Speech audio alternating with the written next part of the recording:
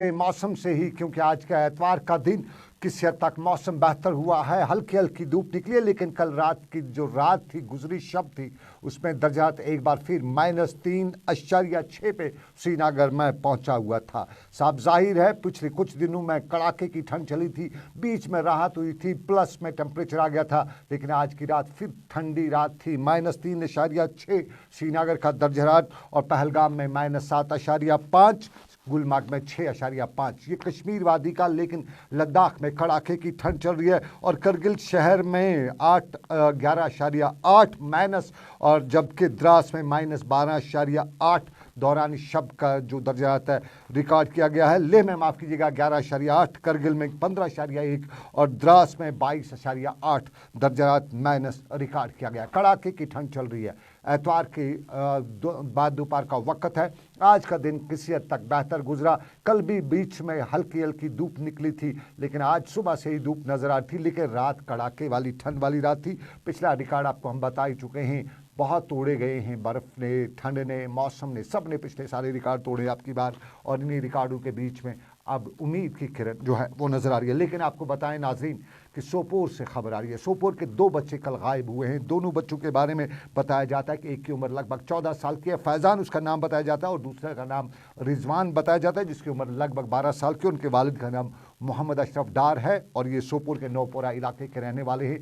सोपोर में पुलिस ने इस मामले में दर्ज भी केस कर दिया है और लोगों को बताया गया कि अगर कहीं ये 2 बच्चे आपको मिलते हैं तो इस हवाले से वो पुलिस के टेलीफोन नंबर्स हैं, उन पर राब्ता कायम करें। नज़दीकी पुलिस स्टेशन को आप बता सकते हैं और उसके साथ साथ 100 नंबर भी डायल करके इन बच्चों के बारे में अगर आपको कोई जानकारी है वो दे सकते हैं। सोपोर के 2 बच्चे कल गायब हुए हैं, दोनों भाई हैं और अचानक गायब हुए हैं। इस हवाले से सोपोर में पुलिस सारे मामले की तहकीकात कर रही है। सोपोर की बात, लेकिन लाइन ऑफ कंट्रोल में आपको बताएं, कल आपको याद होगा मत्सल सेक्टर में गोलाबारी हुई थी हिंदुस्तान और पाकिस्तानी अफवाज के दरमियान, और लाइन ऑफ कंट्रोल में गलती से आर पार जाने का भी कभी कभी सिलसिला देखने को मिलता है। हमने कई बार देखा कि कई पाकिस्तानी जो गलती से इस तरफ आ जाते हैं और यहाँ उन्हें पुलिस गिरफ्तार करके बाद में उन्हें फ़ौज गिरफ्तार करके पुलिस के हवाले करके बाद में उन्हें वापस अपने मुल्क भेजा जाता है। दोनों मुल्कों के जो दरमियान जो ताल्लुकात को बेहतर बनाने के लिए उसको एक मुस्बत कदम भी कहा जाता है। और आज खबर आ रही है कि लाइन ऑफ कंट्रोल के शाहपुर सेक्टर के गाँव कंधार का एक शख्स जिसकी उम्र लगभग 35 साल बताई जाती है और जिसका नाम जावेद आमले है, वो गलती से लाइन ऑफ कंट्रोल करके पाकिस्तानी साइड में चला गया है और यहाँ उसके रिश्तेदार लवाकिन पाकिस्तानी सरकार के साथ साथ वज़ीर-ए-आज़म नरेंद्र मोदी से अपील कर रहे थे कि उन्हें वापस लाने के लिए इक़दाम उठाए जाएं। वो गलती से लाइन ऑफ कंट्रोल के उस तरफ चला गया है। लवाकिन क्या कहना था? एक ही बच्चा था, उसका नाम है मोहम्मद जावेद। तो वो उसको ज़हनी प्रॉब्लम थी, तो वो कई बार घर से कहीं बार वो निकल जाता रहा और पकड़ कर ले आते रहे। रात को भी कहीं सूट में जहाँ भी उसको दौरा आता था वो निकल जाता था, तो उसको हम पकड़ कर ले आते थे। तो उस दिन भी ऐसा 1 बजे उसको कोई दौरा ऐसा आया कि हमको, मैं तो घर में था नहीं और लड़की थी, तो उसको दौरा आया तो वो घर से निकल गया। तो निकल के वो कहीं चला गया, हमने सोचा कौन से चला गया, यहाँ होगा अपने रिश्तेदारों बहन के। तो पता लगाया तो वो नहीं मिला, ना पुलिस में मिला तो ना रिश्तेदारों के। तो बाद में हमें पता लगा कि वो बॉर्डर क्रॉस करके पार चला गया। तो लिहाजा मेरी अपील है हिंदुस्तान हुकूमत के आगे भी और पाकिस्तान हुकूमत के आगे भी, मेरे एक ही लड़का है और उसको, मेरे लड़के को वापस करें तो बहुत मेहरबानी होगी। तो उनकी 2 लड़की और 1 लड़का आ गया था और बाइज़्ज़त यहाँ हमारी गवर्नमेंट ने वापस किया, अच्छे ढंग से वापस किया। और मेरे लड़के को भी, उनको पाकिस्तान हुकूमत को अपील है कि मेरे लड़के को वापस करें। चलिए, लाइन ऑफ कंट्रोल में गलती से पार गया शख्स, उसके लवाकिन, उसके रिश्तेदारों की अपील, घर वालों की अपील। लेकिन आपको बताएं, अपील पुलिस भी करती रहती है और अपील भी आपसे हम करते रहते हैं कि कुछ फ्रॉड कंपनीज आपको लगातार कभी कभी मोबाइल पे आपको SMS करती हैं, मैसेजिंग करती हैं, कॉल भी करती हैं, और फ्रॉड कंपनीज से आप अपना सारा बायोडाटा उनको दे ही देते हैं। तो ख्याल रखिएगा, अगर आपको कभी कोई कॉल आती है, अननोन कॉल आती है, तो अपनी वायर अबाउट्स अपना कोई भी इंफॉर्मेशन के साथ शेयर ना करिएगा, ना वो लॉटरी वगैरह के चक्कर में पड़िएगा। क्योंकि क्राइम ब्रांच जम्मू ने एक फेक फाइनेंस कंपनी को चलाने वाले 2 लोगों को गिरफ्तार भी किया है और जम्मू में क्राइम ब्रांच ने केस भी दर्ज किया है। विकास महाजन, लोकेश महाजन, बख्शीनगर जम्मू के 2 लोगों को क्राइम ब्रांच ने उनके खिलाफ केस दर्ज करके गिरफ्तार किया गया है और उनके खिलाफ एक फेक फाइनेंस कंपनी चलाने का इल्ज़ाम है और उसी इल्ज़ाम में उनको गिरफ्तार किया गया है। और माना जा रहा है कि इन लोगों ने इस फेक फाइनेंस कंपनी के जरिए लाखों रुपए का लोगों को चूना भी लगाया है। और अगर बात करें हम इंटरनेट के जरिए इन लोगों ने कैसे चूना लगाया वो पुलिस की तहकीकात करेगी, लेकिन इंटरनेट के जरिए आपको भी चूना लग सकता है। बार बार करें, लेकिन 4G रेस्टोर हो चुका है और इस 4G रेस्टोर होने के दौरान आपको कई मामलों का ख्याल रखना है। ख्याल ये भी रखना है कि आप कोई गलत चीज़ की तशहीर सोशल मीडिया पे नहीं कर रहे हैं, कोई ऐसा वीडियो शेयर नहीं कर रहे जिससे किसी के सेंटिमेंट्स, किसी के जज्बात के साथ साथ किसी की प्रॉपर्टी वगैरह का नुकसान ना हो। और क्राइम ब्रांच इस सारे मामले की पे नज़र रखे हुए है, क्राइम ब्रांच नहीं बल्कि साइबर सेल इस सारे मामले पे नज़र रखा हुआ है। और साइबर सेल के अहदेदारों का मानना है कि 2G के दौरान भी उन्होंने बहुत ही अच्छा काम किया, सब पे नज़र थी और 4G में तो फटाफट नज़र रहेगी ही। और इसी 4G को रेस्टोर करने के बाद इरफान फाजिल ने अहदेदारों से बात की, पूछा क्या है ज़मीनी हक़ाइक़, तो जवाब ये था। दुनिया भर में साइबर क्राइम और साइबर क्राइम के साथ साथ बात करें तो साइबर सेल काम कर रही है और वादी कश्मीर के साइबर सेल से भी अब यही खबर आ रही है कि 2G के साथ साथ काफ़ी सारी सिचुएशन हैंडल तो की है, अब 4G के मामला वादी कश्मीर में शुरू हुए हैं और किसी भी सिचुएशन को टैकल करने के लिए साइबर पुलिस हमेशा तैनात और रेडी रहती है। फिलहाल जिस तरीके से सोशल मीडिया पर इस वक्त स्पेशल वॉच चल रहा है और वॉच के साथ साथ साइबर पुलिस का यही मानना है कि जिस तरीके से पिछले बारी भी कुछ वीडियोस वायरल हुए थे और उन लोगों पर शिकंजा कस दिया था, तो इस बारी साइबर पुलिस के SSP जी हाँ ताहिर अशरफ का खास बयान कि पहले अगर बात करें तो जितने भी वीडियोस हैं उन्हें आप वायरल ना करें क्योंकि वेरिफिकेशन ज़रूरी है। वेरीफाइड वीडियोस या साथ ही साथ कोई भी पोस्ट हो तो उसके लिए कोई एतराज़ात नहीं है, मगर जब कोई वेरिफिकेशन प्रॉपरली नहीं होती है और कुछ वीडियोस को अपलोड भी किया जाता है जिससे समाज में काफ़ी ज़्यादा बुराइयां और ज़्यादा सिचुएशन ख़राब हो जाती है, उस शिकंजे को कसने के लिए साइबर पुलिस काफ़ी ज़्यादा एक्टिव हो गई है। और जब से 4G शुरू हुआ है और 4G को लेकर अब साइबर पुलिस का यही मानना है कि 2G के साथ साथ हम काफ़ी एक्टिव थे, मगर अब 4G के साथ साथ एक्टिव एवरी टाइम हम रहेंगे। विद वीडियो जर्नलिस्ट समीर वानी के साथ सईद इरफान फाजिल, गुलिस्तान न्यूज़, श्रीनगर, कश्मीर।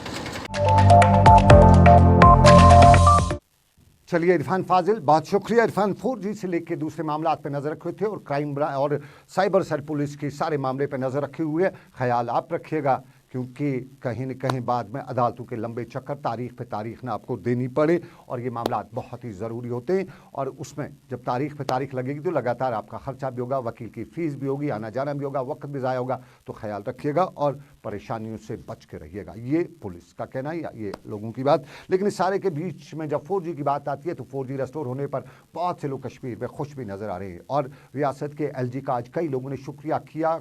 राज्यसभा मेंबर नज़ीर अहमद लावी, साउथ कश्मीर के कुलगाम से उनका ताल्लुक, उन्होंने भी आज LG से मुलाकात की, 4G रेस्टोर करने पर शुक्रिया किया। फयाज अहमद मीर कुपवाड़ा से राज्यसभा के मेंबर, उन्होंने भी आज LG से मुलाकात की और मुलाकात के दौरान उन्हें जहां 4G रेस्टोर करने पर शुक्रिया अदा किया, वहीं उन्हें कुपवाड़ा के मुख्तलिफ मामला भी उनके ज़ेर गौर लाए और कुपवाड़ा के अस्पताल के मामला भी उन्होंने राज्यसभा मेंबर जो हैं उन्होंने उनके नज़र लाया, रियासत के LG के नज़र लाया। और इसके साथ साथ आपको बताते चले कि कई और वफूद आज रियासत के लेफ्टिनेंट गवर्नर से मुलाकात करके अपने अपने इलाकों के मसाइल उनकी नज़र में लाए और उनसे अपील की कि उनके मामलात को सुलझाया जाएगा। लेकिन मामलात सुलझाने की जब बात आती है तो पहले इलेक्शन जो जम्मू कश्मीर में हुए हैं DDC के वो मुकम्मल हुए थे, उसके बाद अब चेयरपर्सन और वाइस चेयरमैन के इंतखाबात हुए थे और कल बाज़ाब्ता तौर पर 3 से कश्मीर में 2 जम्मू अजला में ये जो DDC के चेयरमैन वाइस चेयरमैन चुने थे उनके इंतखाबात मुकम्मल हुए। और कल कश्मीर में हमने देखा अपनी पार्टी सरफरस्त रही, जम्मू में हमने BJP को देखा,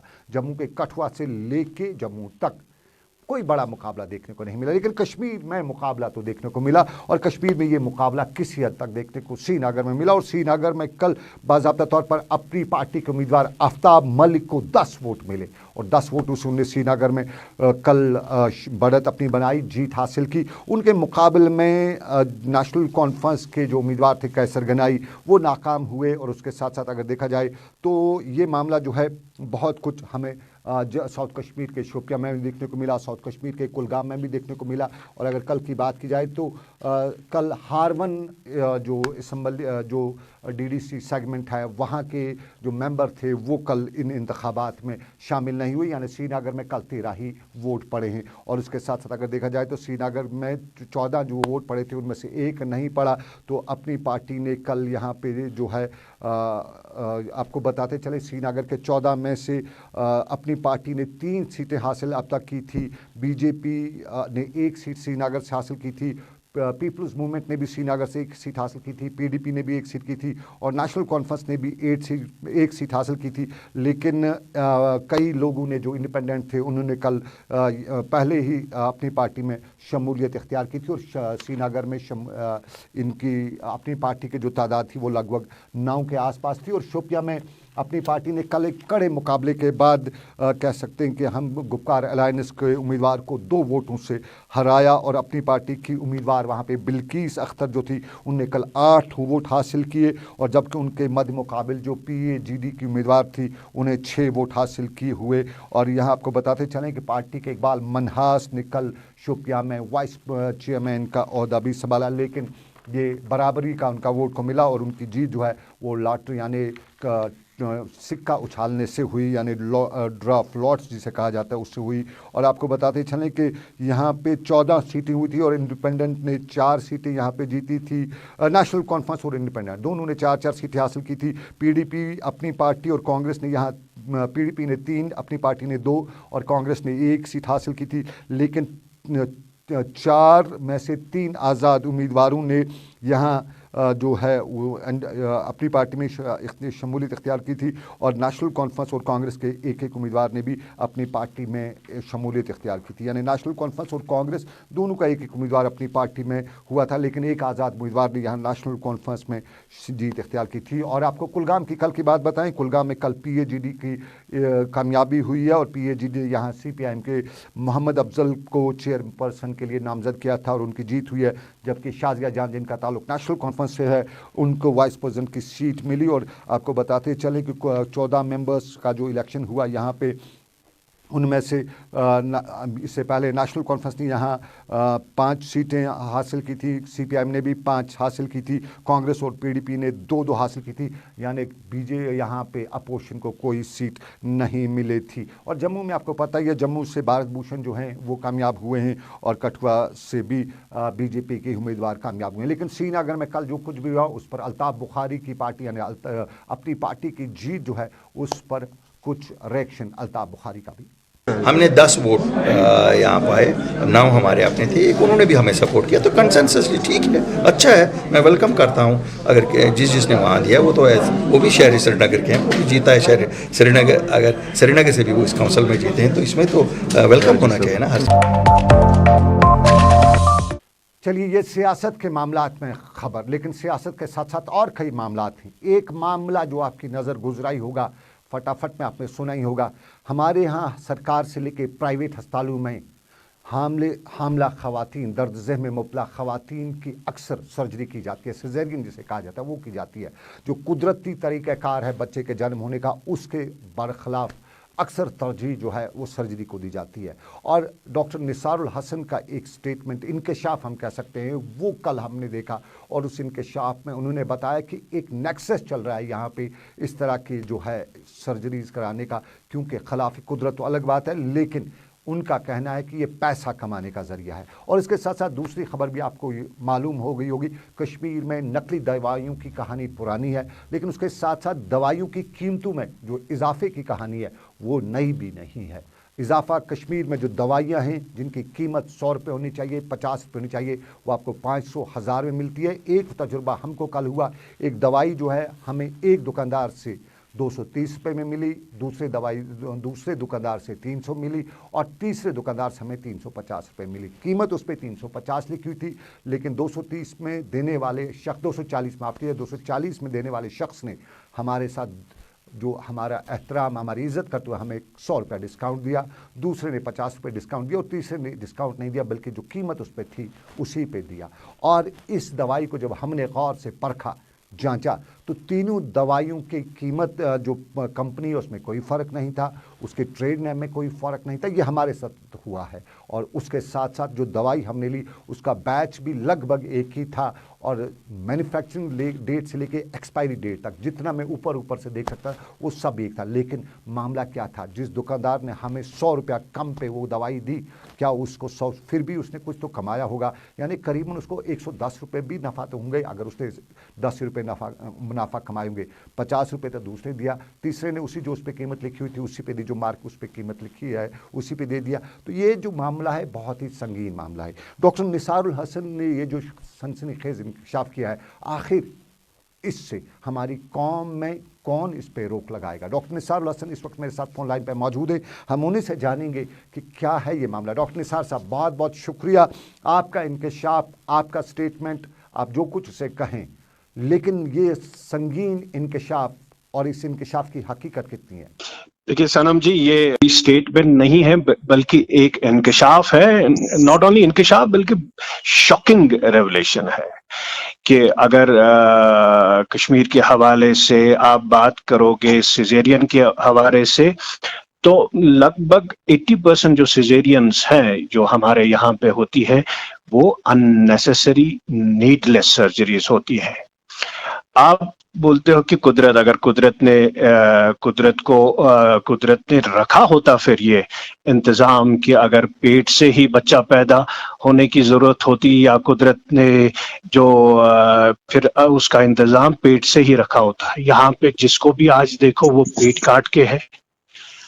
कुदरत ने एक नेचुरल प्रोसेस रखी है इस बच्चे को जन्म देने के लिए, और वो माँ के लिए भी मुफीद है, माँ के लिए भी फायदेमंद है, बच्चे के लिए भी फायदेमंद है। लेकिन कश्मीर में अगर आप देखोगे एक माफिया है जो कई सालों से, कई डिकेड से इस पे काम करता था। अब एक परसेप्शन जनरेट उन्होंने किया है यहाँ हमारी माओं में, यहाँ हमारी बहनों में, कि जो सिजेरियन सेक्शन है वही मुफीद है, वही सही है, क्योंकि उसमें ना पेन है, वो फौरन होता है और आप बच्चे को जन्म देते हो। तो इसमें क्या होता है, जो ये डॉक्टर है या प्राइवेट अस्पताल है, यहाँ तक कि गवर्नमेंट अस्पतालों में भी होता है, उसकी वजह दूसरी है।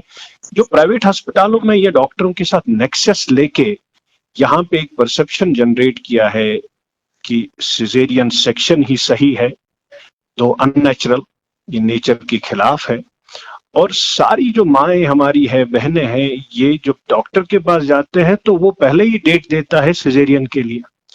और डॉक्टर्स जो हैं, जब पहली बार प्रेग्नेंट होती है कोई माँ या बहन, तो उनको टारगेट किया जाता है, क्योंकि एक बार उनको ऑपरेशन किया जाएगा, सिजेरियन किया जाएगा, बाकी जितने भी बच्चे उनको पैदा हो जाएंगे उसमें तो फिर लाजमन करना होता है। तो जब जो ये परसेप्शन जनरेट हो गया है यहाँ पे, उससे ये हो गया है कि अगर जो सिजेरियन नहीं करे, पढ़े लिखे लोगों में, पढ़े लिखे जो हमारी माँ हैं, बहनें हैं, कि अगर कोई सिजेरियन नहीं करेगा वो मॉडर्न नहीं है, वो बैकवर्ड है। जो बेचारे बाकी जो इलिटरेट तबका है गांव वगैरह में, जब एक परसेप्शन जनरेट होता है तो वो भी इस परसेप्शन में आ जाते हैं, इज्जत में आ जाते हैं। और ये जो डॉक्टर होता है, जो भी ये पेशेंट को कहता है, पेशेंट के लिए वो तो लाजमी करना होता है, उसके लिए तो नौजबिल्ला वो खुदा होता है डॉक्टर। लेकिन जब हमने ये देखा कि एक सिजेरियन पैकेज में अराउंड 50 to 70,000 रुपीज एक अस्पताल कमाता है, और 1 घंटे में ये तकरीबन, या 2 घंटे में या 4 घंटे में, जिसमें एक डिलीवरी, नॉर्मल डिलीवरी हो सकती है, उसमें ये 10-12 सर्जरियां करता है, तो ये प्रॉफिटेबल है। उसकी वजह से इन्होंने ये जनरेट किया है परसेप्शन। जी। तो दूसरा, अब सरकारी अस्पतालों में क्यों ज्यादा होता है सिजेरियन? क्योंकि वहां पे पोस्ट ग्रेजुएट स्टूडेंट्स को सीखना होता है। तो वो वहां सरकारी अस्पतालों में भी नॉर्मल डिलीवरीज नहीं होती है, वहां पे सिजेरियन सेक्शन ज्यादा इसलिए होता है क्योंकि वहां पे जो पोस्ट ग्रेजुएट स्टूडेंट है वो सीख लेते हैं। तो ये दूसरा, इसमें टाइम कम लगता है, कन्वीनियंट है डॉक्टरों के लिए, लेकिन but you are doing it at a huge price. Doctor Nisar साहब, मान लिया ये ह्यूज हो रहा है मुआशरे के साथ, या कहें कुदरत के कानून की खिलाफ वर्जी भी हो रही है, लेकिन बहुत से पेशेंट्स को मैंने देखा वो कहते हैं कि नॉर्मल डिलीवरी में उनके बच्चे को खतरा होता है। जो बच्चा रहता है वो उसकी यूजुअली ये कहते हैं, वो प्रेफर करते हैं फैमिलीज के लोग कि नहीं सर्जरी हो जाए, बच्चा बच जाए, जच्चा और बच्चा दोनों की इससे नहीं, जिंदगी। ऐसा कुछ नहीं है। अगर आपने यहाँ पे जो हाईएस्ट बॉडी है वर्ल्ड हेल्थ ऑर्गेनाइजेशन ने, अगर उनकी भी रिकमेंडेशन आप देखोगे, उसमें साफ दो टूक अल्फाजों में लिखा है, ये उन माओं को, उन मदर्स को आप सिजेरियन करो जहां पे बच्चे को भी खतरा है, और वो सिर्फ मिनिस्कल अमाउंट, फ्यू परसेंटेज पीपल, अगर आप हजारों की तादाद में ये प्रेग्नेंट लेडीज को ले लोगे, 1, 2 या 3 में ऐसा होगा कि आपको सिजेरियन की जरूरत पड़ेगी। आम तौर पे अगर यहाँ पे देखोगे, आपको यहाँ पे डॉक्टर्स पहले ही तैयार करते हैं माओं को इलेक्टिव सर्जरी के लिए। तो उसमें क्या होता है कि यहाँ पे एक जो परसेप्शन जो आप ये बोलते हो, ये बिल्कुल गलत है कि यहाँ पे majority of the patients need cesarean sections. Most of the patients need natural delivery. उनके बच्चे जो हैं वो नॉर्मल डिलीवरी से पैदा होते हैं और सही से। जो आप बोलते हो कि यहाँ पे मेजॉरिटी को सिजेरियन की जरूरत है, ये बिल्कुल गलत है और ये अननेचुरल है। ये माँ के लिए भी खतरा है, ये माँ के लिए भी खतरा है और बच्चे की भी खतरा है। ये मैं नहीं बोल रहा हूँ, बहुत से लोग ऐसा बताते हैं। लोग ये माफिया जो है ना, ये माफिया जो यहाँ पे चल रहा है, डॉक्टर्स और अस्पतालों का नेक्सस, इन्होंने ये परसेप्शन जनरेट किया है यहाँ पे। उस परसेप्शन को अब चलाया जा रहा है क्योंकि इस पे बहुत सारे लोग इस माफिया में मुलविस है, क्योंकि ये पैसों का खेल है। इसमें डॉक्टर पैसा कमाते हैं, 1 घंटे में 5 सर्जरीज करते हैं, 6 सर्जरीज करते हैं, अस्पतालों में 10-12 सर्जरीज करते हैं नाइट को।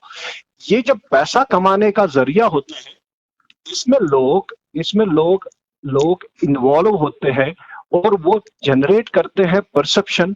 उसको चलाया जाता है थ्रू डॉक्टर्स, उसको चलाया जाता है जो आप उनका अस्पतालों का अमला होता है। बेचारे हमारे जो हैं ये सीधे साधे लोग हैं, ये इस परसेप्शन को फिर सही मानते हैं। उसकी वजह से जब दिमाग में आ गया तो यहाँ के जो है माएँ बहनें साइकेट्रिक हो गए हैं, मेंटल हो गए हैं कि नहीं जी हमको सिजेरियन करना है। पढ़े लिखे लोग बोलते हैं कि अगर हम सिजेरियन नहीं करेंगे हम मॉडर्न नहीं है। जो बेचारे नाइव हैं, अगर हम सिजेरियन नहीं करेंगे तो हमारे दुकानदार से मुझे 250 में मिली, दूसरे में 300 में मिली, तीसरे, जबकि मैं जो देखा उनका वो ट्रेड नेम एक ही था, साल्ट एक ही था और उनका बैच एक ही था, लेकिन ये फर्क देखा मैंने। कीमत तो एक ही थी लेकिन मुझे उसने डिस्काउंट दिया लगभग 100 रुपया 300 रुपए में। वाकई में ऐसा है, इसको कैसे रोका जा सकता है? सनम साहब, बदकिस्मती ये है कि इस प्रोफेशन में मेडिकल के हवाले से ये एक सैक्रोसैंक्ट प्रोफेशन था, इसमें ये चीजें नहीं होनी चाहिए थी। तभी मैं बार बार बोलता हूं कि इस प्रोफेशन में वही लोग आने चाहिए जो प्रोफेटिक होंगे। इस प्रोफेशन में ये नहीं होना चाहिए था। बदकिस्मती से ये एक बिजनेस बन गई है, जिस तरह हमने पहले भी बोला कि birth has become a lucrative business. इसी तरह ये जो दवाइयों का जो मसला है यहाँ पे, ये बड़ा एक माफिया है, ड्रग माफिया है। इसमें क्या होता है कि आपका जो दवाई है उसमें जो MRP होता है, मैक्सिमम रिटेल प्राइस लिखा होता है, दैट इज वेरी हाई। जो बिलिंग प्राइस होती है, जो ये दिया जाता है, सपोज जो दुकानदार इसको लेता है वो MRP से नहीं लेता है, वो बेसिकली बिलिंग प्राइस एक होता है और MRP उस पर जो लेबल होती है वो दूसरा होता है, दैट इज वेरी हाई। दुकानदार को सपोज ये उसमें MRP 100 रुपया का लिखा होता है, दुकानदार को ये 50 रुपए में मिलता है, 40 रुपीज में मिलता है, तो उसको कमीशन मिलता है, कट्स मिलते हैं, फिर दूसरा कन मिलता है डॉक्टर को लिखने के लिए। तो ये जो है ये बहुत बड़ा माफिया है। मैंने पहले भी बोला है, ये न सिर्फ दवाइयों में है बल्कि इक्विपमेंट भी है। सपोज आपके पेस मेकर्स या अस्पतालों में लोग कंपनी वाले देते हैं, आपके स्टंट्स देते हैं, उनमें इतना मार्जिन होता है कि प्राइस के कैपिंग के बावजूद भी, सपोज यहाँ national NPA, national pricing authority एक है गवर्नमेंट ऑफ इंडिया की तरफ से, तो वो एक प्राइस कैपिंग की उन्होंने स्टंट्स को कि स्टंट मिलना चाहिए 5,000 में या 9,000 में। यहाँ अभी भी स्टंट तकरीबन 1 लाख का जाता है, 60,000 का जाता है। तपर्स वाला विचारस अमिस पेशेंटस पेस मेकर आप देख लो, उसमें आप देखो कितना माफिया मिलता है। जो प्राइसिंग होती है, जो सपोज ये कंपनी वाले बेचते हैं इन स्टॉकिस्ट्स को या डिस्ट्रीब्यूटर्स को, वो सपोज 10,000 में देते हैं इनको या 20,000 में, वही पेस मेकर इस पेशेंट बेचारे को मिलता है 60,000 में, 1 लाख में भी, अगर MR फ्रेंडली आपको चाहिए। तो ये बहुत बड़ा माफिया है। रोका कैसे जा सकता है? रोका बंदी की देखो, सरकार की जिम्मेदारी है, लेकिन आप और मैं कौन हो? हम बेसिकली इस माफिया को हाईलाइट कर सकते हैं। We are not an executing body. इसमें सरकार इसको प्राइस कैपिंग करें। आप देखो कैंसर ड्रग्स से यहाँ पे बेचारे कितने लोग मरते हैं कैंसर की वजह से, वो अफोर्ड ही नहीं करते हैं कैंसर ड्रग्स। उस कैंसर ड्रग्स में भी ऐसा ही है, MRP लिखा होता है thousands of rupees, while as it goes to the stockist or to this shopkeeper minuscule amount, और सपोज इसमें 10,000 लिखा होता है, जो बिलिंग प्राइस है वो बहुत कम होता है। और ओवरऑल भी अगर आप देखोगे, जो हमने बहुत बार बोला कि जेनेरिक ड्रग्स का यहाँ पे कर दो, ये माफिया इतना बड़ा है, they are not allowing this doctor, जो फार्मा डॉक्टर नेक्सस जो है यहाँ पे कश्मीर के हवाले से, they are not allowing those generic drugs to flourish in Kashmir. Generic drugs वही है, it is the same salt minus promotion. क्योंकि ये जो ब्रांडेड दवाइयां हैं, ये डॉक्टर को पैसा देते हैं, डिस्ट्रीब्यूटर को पैसा देते हैं, इस दुकानदार को कट्स देते हैं। ये बहुत बड़ी चेन है माफिया की, जिसको ब्रेक करने के लिए आप और हम सिर्फ हाईलाइट कर सकते हैं। हाँ, इन माफिया को मैंने एक्सपोज करते करते मैंने अपनी लाइफ को रिस्क किया है सरम जी, यहाँ पे मैंने कैरियर को रिस्क किया है, तब भी मैं कुछ नहीं कर सकता हूँ। ये सरकार की जिम्मेदारी है इस माफिया को खत्म करने। वो जेनेरिक ड्रग्स को यहाँ पे फ्लोरिश क्यों नहीं होने देते हैं? इस माफिया को बस्ट क्यों नहीं कर सकते हैं? वो तो बड़ी बड़ी बातें करते हैं यहाँ की सरकार। Why don't they allow the generic drugs to flourish here? Because this mafia is so much deep rooted. They are not allowing this.